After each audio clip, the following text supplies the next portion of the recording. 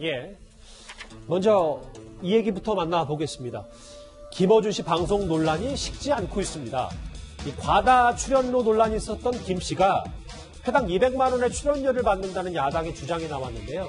1년으로 치면 대략 5억 정도인데 지난해 10월 국감 모습부터 살펴보겠습니다.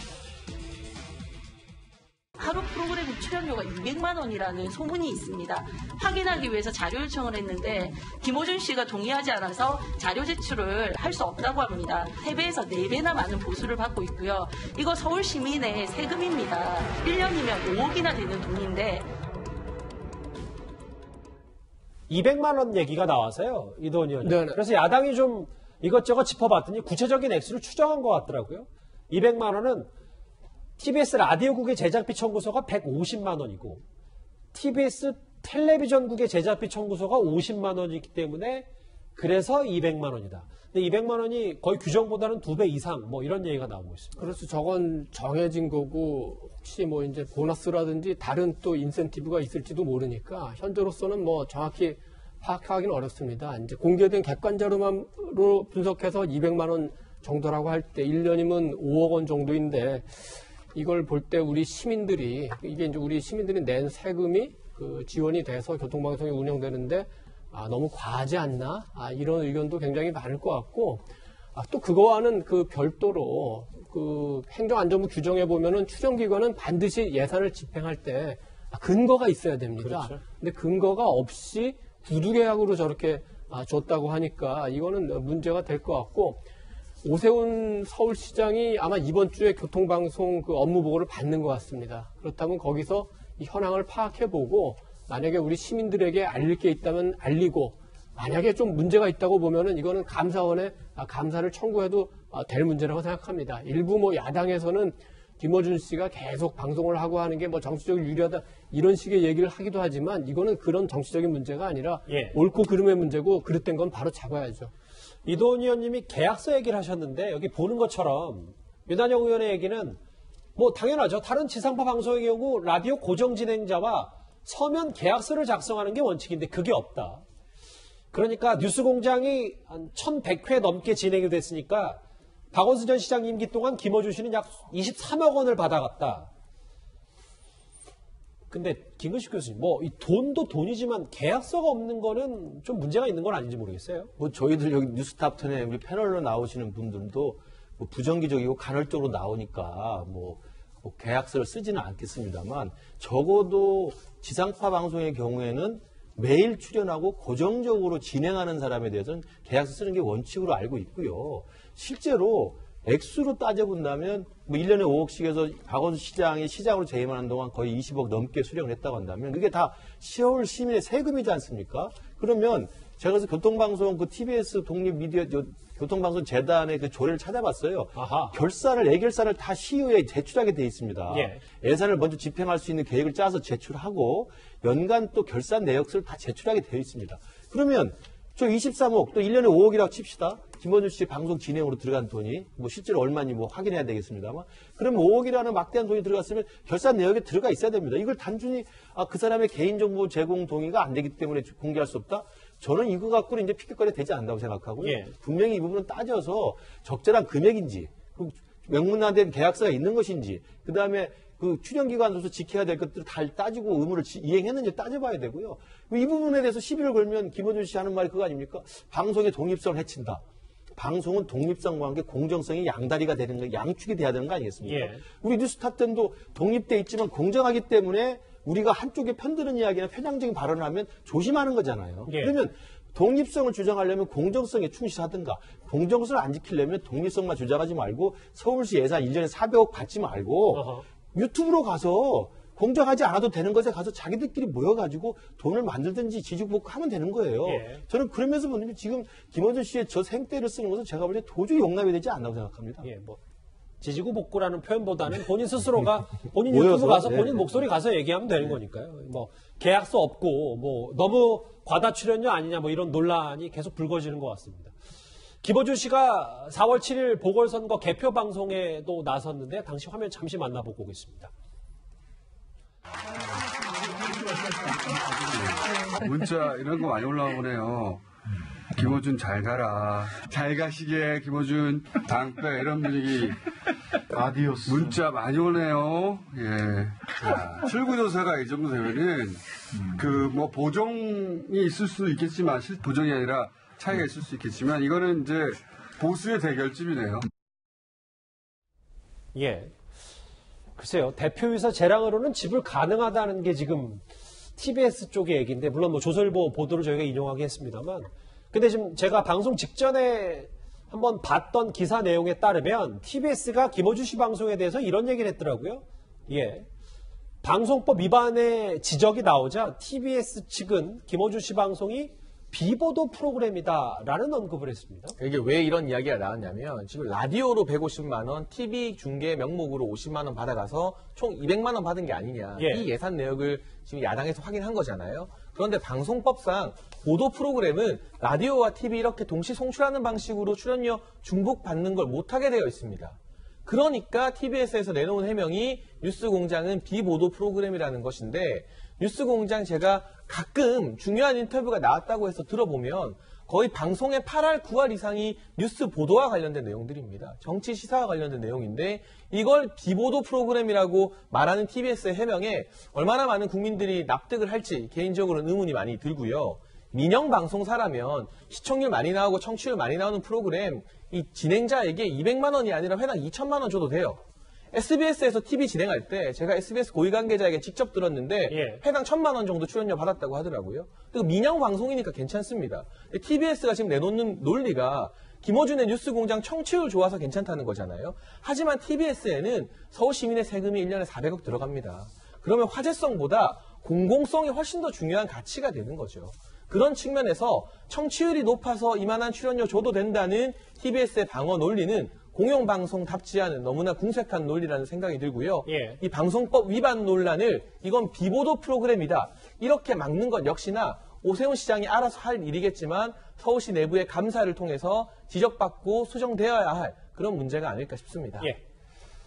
그런데 이게 이제 공정성 문제라든가 편향성 문제는 논할 수 있을 것 같아요. 왜냐면은 하다 보면 공정성은 중요하니까요. 그럼에도 불구하고 출연료를 얼마 내는지 공개하라. 이건 공개적으로 하는 건 이건 메신저를 좀 공격하는 것으로 보여지고요. 아하. 실제 진행자들이 출연료를 공개하는 경우는 저는 기억을 못 하거든요. 본 적이 없거든요. 근데 마치 출연료를 많이 받고 거기에 대해서 나쁜 이미지를 씌워주고 그래서 방송을 공격하는 것 같은 느낌이 들기 때문에 이건 언론의 자유에 조금 문제를 초래할 수 있다고 생각하고요. 교통방송이다 보니까 교통방송 해라고 하는데 요즘에 교통방송 안 보죠. 요즘 핸드폰에 내비게이션으로 다 가기 때문에 이런 교통방송에서 시사 프로그램으로의 전환은 불가피한 어떤 선택이라고 보고요. TBS에서 여러 가지 방송을 하는데 예. 실은 김어준의 뉴스공장의 인기가 제일 많은 건 맞아요. 그리고 출연진도 많고 또한 어떤 조회수라든가 구독자 수도 굉장히 많더라고요. 그런 측면에서 보면 연예인들이 출연하면서 인기 있는 연예인들이 굉장히 많이 봤거든요. 예. 그러면 인기 있는 연예인과 인기 없는 연예인의 그 비용은 굉장히 차이가 납니다. 근데 비용이 차이 난다는 이유만으로 공격을 하면 이건 언론의 자유에 좀 침해가 될 수 있다. 공정성과 편향성에 대한 논의는 좋지만 아하. 그런 말씀드립니다. 그럼에도 불구하고 계약서가 만약에 없다면 이건 문제가 되는 거죠. 계약서는 이제 원칙적으로 있는 게 맞겠죠. 예. 근데 이제 확인을 안 했으니까 정확히 말하기는 어려울 것 같습니다. 알겠습니다. 김어준 씨 논란은 뭐 쉽게 가라앉지는 않을 것 같은데요. 여당이 지금 보궐선거 참패를 수습하는 과정에서 조국 전 장관 탓이다 아니다. 그 논쟁에서 다시 친문 쪽 목소리가 좀 커지는 분위기입니다. 그런데 조응천 의원이 오늘 쓴소리 하나를 했습니다. 그 전에 이른바 조금박해로 불렀던 금태섭 전 의원의 목소리 들어보겠습니다. 후보자는 오랜 기간 SNS를 통해서 사회 문제에 대해 특히 공정함에 대해 발언을 해왔습니다. 그런데 후보자가 지금까지 해온 말과 실제 살아온 삶이 전혀 다르다는 것을 알면서 충격을 받은 겁니다. 후보자 또는 후보자 주변에서는 위법은 없다. 결정적인 한방은 없지 않느냐 이런 얘기를 했습니다. 상식에 맞지 않는 답변입니다. 2년 전 청문회 때 모습 잠시 보고 왔는데요. 김근식 교수님. 네. 조응천 의원의 쓴소리를 한번 읽어보겠습니다. 좌표 찍고 이른바 양념이라고 하는 그 강성 지지자들에게 비판을 받은 초선들 두고만 볼 거냐. 조국 전 장관 문제는 보수 진영의 박근혜 전 대통령 탄핵처럼 두고두고 발목을 잡을 것이다. 김부식 교수님도 이 말에 동의하십니까? 저도 그렇게 사실은 우려하고 좀 전망하고 있습니다. 2016년에 박근혜 전 대통령이 탄핵되고 2017년에 사실은 대통령직에서 내려와서 지금의 이제 감옥에 몸까지 됐습니다만 그 2년, 3년의 과정 속에서 박근혜 대통령을 배출했던 정당이 한 번도 전국단위 선거에서 이기지 못한 이유가 여러 가지 있겠습니다. 제일 큰 게 뭐냐면 그 보수 진영이 이른바 태극기 부대와 그래도 좀 변화해서 새롭게 국민의 지지를 얻어야 된다고 주장했던 세력 사이에 계속된 갈등과 분열이었거든요. 예. 이른바 태극기와 또 태극기를 멀리하는 또 새로운 보수 진영의 이때 갈등 문제였는데 그래서 이제 와서야 사실 이번에 보궐선거에 처음 이기게 되면서 조금 더 분위기가 바뀌었단 말입니다. 저는 조홍천 의원이 말하는 게 정확히 맞는 게 이번에 서울시장, 부산시장에서 참패를 했는데도 불구하고 처음에 며칠 반짝 초선 의원들, 그다음에 젊은 의원들, 뭐 재선 의원들 조금 반성한 이야기 했습니다만 결국 도로함의 타불이 되는 듯한 분위기잖아요. 예. 원내대표 또 강성 분이 또 될 수도 있을 가능성이 커지고 당대표 또 친문의 좌장이 될 가능성이 커지고 지금 김남국 의원 또 기타 여러 그 강한 의원들이 계속 조국 문제 상관없다. 조국은 지난해 총선에 국민들한테 다 우리가 다 평가받은 것이다. 예. 조국 때문에 진 게 아니다라고 이야기를 해버리면 조홍천 의원 입장에서는 마치 탄핵당하고도 태극기 부대는 탄핵이 잘못됐다고 계속 그 발목을 잡으면서 탄핵에 수용해서 못 빠져나와서 4년 내내 힘들었던 거랑 똑같은 거라고 저는 보는 겁니다. 그래서 저는 뭐 제가 뭐 민주당을 걱정할 일은 아니지만 민주당 내에서 그런 진짜 본격적이고 진정원의 성찰과 반성이 없다고 한다면 정말 우리 보수 진영에서 태극기 부대처럼 민주당 안에서 이른바 조국 사수대의 발목이 잡혀서 두고두고 고생할 가능성이 크다. 크게 봤을 때 대한민국 정당 정치에도 큰 도움이 안 되는 그럼요. 정치 발전도 해야게 되는 거고요. 예. 이도훈 의원님 네. 어떻게 보십니까? 그러니까 박근혜 전 대통령은 이제 보수 진영 현재 야당에서 이제 나름대로의 상징성이라는 게 있습니다. 뭐냐면 박정희의 딸이다. 그리고 선거의 여왕이었다. 그래서 이제 대통령까지 된 그런 어떤 이제 상징성은 있어요. 그래서 많은 분들이 그 박근혜 전 대통령 정권에 반대하고 결국 탄핵까지 됐지만 보수에서 그 가졌던 상징성에 대해서는 그 이해할 수 있는 측면이 있습니다. 그렇지만 그렇다면 그 조국 전 장관은 어떤 그 상징성이 있을까? 아마도 이제 많은 그 지금 여당 지지자분들이 내세우는 첫 번째 상징성은 검찰 개혁일 겁니다. 예.